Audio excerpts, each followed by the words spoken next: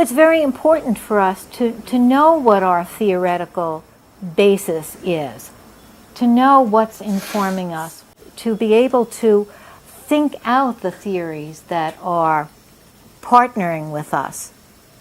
Theory as a mother is the idea that theory can be something that we have a relationship with, something that's living and breathing, something that's changing, something that we create too, that we further, that we argue with, that we think about differently at different times in our lives.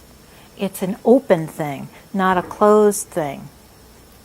Also, I think it's important to know that unlike a biological mother where you only have one, theory, you have more than one.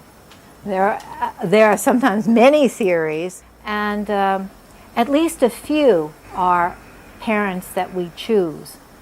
And these parents, like our parents from childhood, may not always agree with each other. They may be arguing and fighting with each other.